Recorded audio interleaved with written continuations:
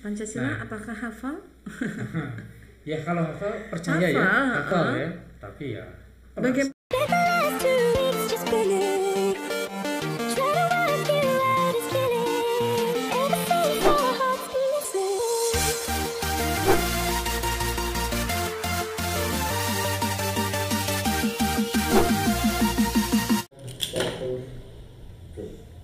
Halo, selamat pagi sahabat Sanyus. Ketemu lagi bersama-sama kita di sini di podcast Sanyus Motekar. Obrolan edukasi membangun karakter. Bersama dengan saya Yosi Firana, dan kali ini kita akan membahas seputar kebinekaan ya. Ada siapakah tamu kita hari ini di podcast? Ini dia. Ada Bapak Ganteng. Selamat pagi Bapak Max. Selamat pagi Miss Fira, terima kasih sudah dituduh ganteng. Masa mau bilang cantik? Gak mungkin dong ya. Yang cantiknya buat saya aja gitu ya. Karena saya cewek. Oke, sahabat Sanyus, obrolan santai tapi beredukasi dan bermakna karakter. Kita langsung aja dengan Bapak Maksi. Beliau ini adalah guru SMP Santo Yusuf 1, memegang atau mengajarkan materi kewarganegaraan. Benar nggak sih Pak? Betul Mas Fira. Oke, mungkin boleh sapa-sapa dulu atau memperkenalkan profil Bapak terlebih dahulu. Iya, terima kasih. Selamat pagi sahabat Sanyus ya. Wah, ini saya mendapat kehormatan nih diundang oleh seorang presenter kawakan nih Miss Fira. Ya, Jangan saya, kawakan dong. Ya, saya Maksi ya, mungkin Pak Maksi sebutannya. Itu mengampu mata pelajaran PPKN, Pendidikan Pancasila dan Kewarganegaraan. Betul, dianggap nyambung ya ini ya pembicaraannya Mas Benar ya. banget. Kalau zaman saya dulu sekolah itu Pendidikan Pancasila atau PMP gitu ya. PMP ya. Pendidikan Moral Pancasila. Pendidikan Moral Pancasila. Sekarang beralih menjadi Pendidikan Pancasila dan Kewarganegaraan. Oke, kita akan ngobrol banyak di sini ya sahabat Sanjus, jadi tetap aja stay tune. Pak Maksi, bulan Oktober, bulan bahasa sekaligus bulan Sumpah Pemuda. Iya, bulannya betul. Para pemuda gitu ya. Ya. Di mana Sumpah Pemuda itu sendiri muncul dari kebinekaan yang menjadi satu. Nah, kita akan ngobrol seputar kebinekaan nih Pak Maksi. Kalau boleh tahu, filsafah atau filosofi gitu ya, filosofi ya. Filosofi dari Bhinneka Tunggal Ika atau kebinekaan itu gimana itu? Boleh diceritakan? Wah, ini pertanyaannya entah berat entah mendalam nih ya. Tapi kalau tentang arti kita semua sudah tahu lah ya. Arti itu ya berbeda-beda tapi tetap satu. Betul banget. Nah, sekarang filosofinya kan banyak orang bilang Bhinneka Tunggal Ika, berbeda-beda tapi tetap satu gitu. Tapi filosofinya mungkin belum begitu paham atau belum begitu tahu. Ya coba kita ngobrol saja ya. Kalau bicara soal filosofi biasanya tidak lepas dari unsur kesejarahannya. Nah, kenapa sih Bapak bangsa kita ini mengambil semboyan untuk negara kita ini Bhinneka Tunggal Ika, ya kan? Berarti berbeda-beda tetapi tetap satu. Apa sih kok sampai ini kan negara nggak main-main ya didirikan, tapi kok ambil semboyan itu dari mana?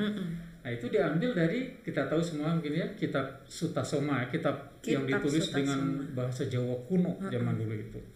Nah itu ditulis oleh Empu Tantular, seorang pujangga di zaman itu, zaman Kerajaan Majapahit ya. Abad 14 Mas Fira ya sahabat Sanis itu jauh sekali ya, ratusan tahun yang lalu. Nah tapi kenapa kok diambil digunakan untuk negara kita? Karena di situ Empu Tantular mengisahkan dalam kitab Sutasoma itu bahwa keberagaman itu ada sejak dulu Mas Fira ya. Sahabat Sanis itu dari dulu. Jadi jangan dikira hanya sekarang saja untuk mempersatukan Indonesia.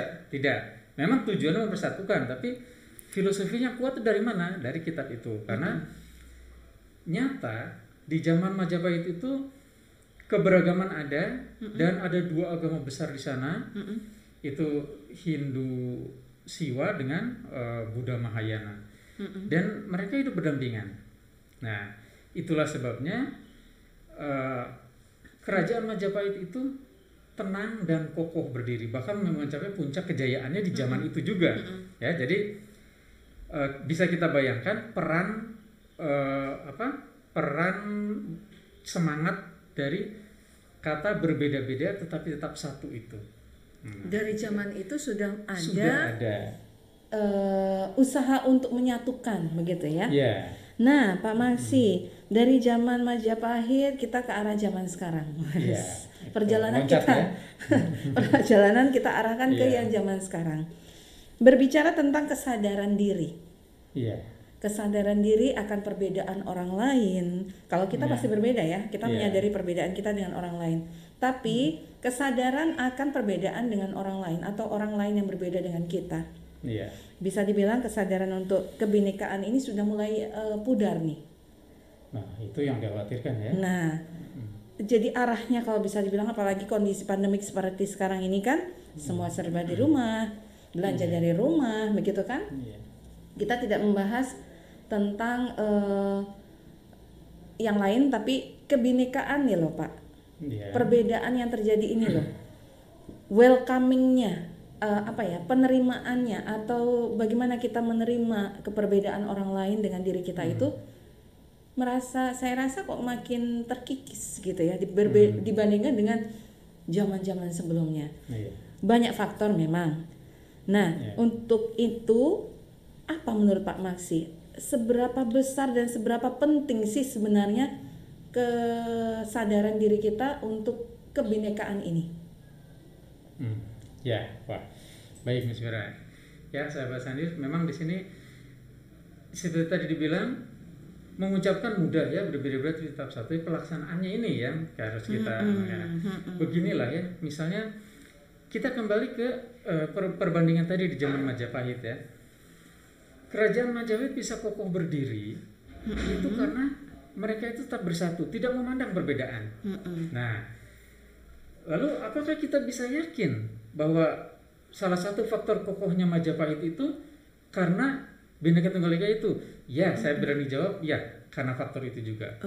Nah, karena seperti ini, kalau misalnya suatu negara atau suatu kerajaan itu rapuh dari dalam karena perpecahan, ya, karena perseteruan, itu seperti ibaratnya tubuh manusia itu yang mengalami osteoporosis, ya, dari dalam, ya, lama-lama akan ambruk. Nah, kenapa juga saya sebut ini salah satu faktor kejayaan Majapahit, karena bukti sejarah juga mengatakan bahwa Majapahit itu robohnya itu bukan utamanya bukan karena serangan dari luar, tapi karena keroposan di dalam. Tapi perlu dicatat, keroposan itu bukan karena kebinekaan yang hancur, tapi karena perebutan kekuasaan para pangeran setelah tokoh-tokoh yang karismatiknya ini tidak ada, seperti misalnya Patih Gajah Mada, Raja Hayaburu. Mereka itu saling berebut kekuasaan yang berpengaruh gitu ya. Itu para pangeran ini jadi secara tidak sadar mereka membuat kerajaannya menjadi lemah. Nah, kalaupun ada serangan dari luar, itu karena memanfaatkan keadaan kelemahan itu. Betul sekali. Itulah kalau dihubungkan dengan pertanyaan tadi ya. Iya. Kenapa sih Indonesia perlu membangkitkan lagi, menyadarkan lagi persatuan dan kesatuan. Bisa dari dibayangkan kebinekaan yang ada. Ya. Dan kita yakin kebinekaan kita ini jauh dibanding dengan bangsa lain. Bangsa lain hanya misalkan 2-3 etnis, 2-3 ras, 2-3 agama, 2-3 tradisi, tapi kita ya puluhan bahkan ratusan ya. Nah, bagaimana jadinya kalau bangsa kita ini tidak memelihara persatuan itu? Kropos itu tidak akan bisa ditahan lagi. Nah, oleh sebab itu salutlah ya buat para pemimpin kita dan akhirnya karakter kita sendiri ya yang sudah menunjukkan kesadarannya akan Bhinneka Tunggal Ika. Dan kalau seperti tadi kekhawatiran Miss Vira bahwa itu mulai memudar, nah inilah mungkin menjadi tanggung jawab kita juga ya sebagai warga negara, sebagai pendidik dan sebagai generasi muda ya, itu juga penting sekali. Jadi tidak main-main, persatuan itu syarat utama untuk kejayaan negara kita. Betul. Nah, generasi muda, kalian adalah penerus bangsa ini. Mau dibawa kemanakah bangsa ini? Ya kan? Dengan kebinekaan yang luar biasa. Ciri khas Indonesia sudah sangat luar biasa. Bahkan negara lain pun sudah melirik nih, gitu. Ya. tidak hanya dari bagian barat, utara, selatan, tapi bagaimana keutuhan negara ini yang luar biasa luas, luar biasa beraneka ragam, berbineka, begitu ya. Nah, Pak Maksi, terus dari obrolan kita ini ya, kita bisa jadi lihat, kita bisa semoga tersadarkan juga sahabat Sanyus bahwa bahaya itu sebenarnya datangnya dari diri kita sendiri. Dari dalam, ya. Ya. Nah, apa jadinya negara ini jika generasi mudanya sudah krisis kebinekaan? Nah, itu. Begitu. Terus tentu saja sangat berbahaya buat negara kita sendiri dan diri kita sendiri sebagai warga negara. Begitu ya Pak Mas ya. Ibarat kata kalau bisa diibaratkan itu gambarannya adalah sapu lidi zaman dulu mah. Nah, itu filosofi yang bagus juga, ya. Sapu lidi semakin banyak kan nggak mungkin cuma 2 biji 2 batang untuk menyapu, tidak mungkin, tapi justru butuh satu ikatan kuat sehingga tidak terlepas satu persatu. Mungkin itu. Nah, baik, selanjutnya Pak Maksi, mana sih yang lebih baik sebenarnya, ya? Mana sih yang lebih baik sebenarnya? Dan mungkin ini jadi pertanyaan menjadi pertanyaan yang dipertanyakan juga. Gimana sih? Maksudnya sahabat Sanyus bisa saja bertanya dengan hal yang sama ini ya. Apakah tetap dibiarkan saja untuk krisis atau hidup sendiri-sendiri? Atau pilihannya dengan hidup kebersamaan dengan perbedaan yang ada untuk negara kita? Pendapat ya, ini pendapat, sharing pendapat. Menurut Pak Maksi gimana? Iya, Miss Fira dan sahabat Sanyus. Menurut saya, kalau ini pendapat ya, mungkin ya pendapat lain bisa berbeda, tetapi yang penting nanti ujung-ujungnya kesadaran kebangsaan itu. Jadi kalau menurut saya sih, daripada kita menolak kenyataan, yaitu perbedaan, ini kan? Dalam banget kata-katanya ya, menolak kenyataan gitu. Jadi lebih baik tentu kita harus menerima kenyataan bahwa kita hidup berdampingan, dan syukur pada Tuhan ya. Kenyataan itu bukan kenyataan yang buruk, bukan kenyataan yang buruk buat kita. Ini kenyataan yang sungguh indah ya. Keberagaman ini kenyataan yang sungguh indah. Jadi dengan keberagaman ya, seperti tadi Miss Fira dalam hal persatuan bicara tentang sapu lidi ya.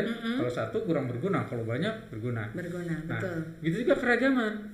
Seperti halnya tangga nada. Nah, tangga nada yang bermacam-macam itu kan menghasilkan keindahan musik yang luar biasa. Tak terbatas itu keindahan yang bisa diciptakan. Betul. Nah, begitu juga kalau hanya satu nada, rasanya kurang indah ya. Nah, dan dalam hal ini juga seperti tadi Miss Fira juga sudah bilang bahwa bangsa lain melirik kita, mengagumi, bahkan mempelajari. Sampai tinggal di Indonesia itu beberapa tahun mempelajari Indonesia. Nah, kalau negara lain juga mengagumi kita, kenapa kita tidak bangga gitu? Jadi banggalah sebagai bangsa yang baik. Bangga sih Pak. Bangga. Tapi bagaimana usaha untuk menjaga kebanggaan kita itu, gitu loh ya? Yang jadi permasalahan sekarang. Nah, dari perbedaan yang ada, penerimaan perbedaan menjadi warna dalam kehidupan, begitu kan istilahnya. Coba kalau kita bahagia terus gitu ya sahabat muda, happy terus, nggak ada sakit mungkin ya. Tapi ada kalanya kita akan merasa bosan kalau kita happy melulu, atau sebaliknya kita sedih melulu, nangis setiap hari ya. Otomatis kalau orang Jawa bilang gering gitu. Nah, pasti lebih berwarna kalau ada perbedaan gitu ya. Baik itu perbedaan fisik, suku, bahasa, terlebih sekarang bulan bahasa begitu ya. Visi misi kita tetap satu. Betul. Ya, jadi tadi bukan hanya budaya yang membuat bangsa lain kagum.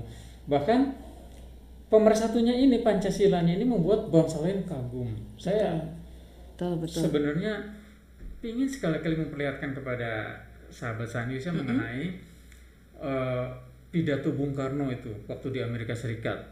Itu bagaimana dia menerangkan Pancasila, dan begitu applause luar biasa, sampai standing applause mereka semua. Zaman itu parlemen, di zaman itu Parlemen Amerika Serikat begitu mengagumi. Zaman sekarang Pancasila apakah hafal? Ya kalau hafal percaya hafal ya. Tapi ya bagaimana pelaksanaannya, mengaplikasikannya dalam kehidupan sehari-hari, itu loh yang paling utama ya sahabat Sanyus. Baik, terima kasih Pak Maksi. Yang jelas toleransi ya, yang kita butuhkan atas perbedaan atau kebinekaan ini. Baik, Pak Maksi, terima kasih banyak atas waktunya. Kemudian yang jelas kita sudah masuk di bulan Oktober, bulan penuh kegiatan untuk para pemuda, sehingga generasi muda nyambung lagi ke sini, ke toleransi, kebersamaan dalam keperbedaan, begitu ya. Susah ini istilahnya, kebersamaan dalam keperbedaan. Oke, itu. Mungkin ada beberapa hal yang mungkin mau disampaikan untuk sahabat Sanyus di sana, Pak Maksi, silakan. Iya, Mas Vira, terima kasih sahabat Sanyus. Mungkin satu hal ya yang perlu ditekankan lagi, bahwa perbedaan itu bukan alasan untuk memecah belah ikatan kekeluargaan, ya. Tapi bangsa Indonesia yang sangat beragam ini tetap sebagai satu kesatuan yang tidak terpisahkan. Itu sebenarnya arti yang paling penting dari Bhinneka Tunggal Ika. Bhinneka Tunggal Ika adalah satu Indonesia. Indonesia yaitu keluarga kita. Dari manapun, dari ujung sampai barat, semuanya Indonesia.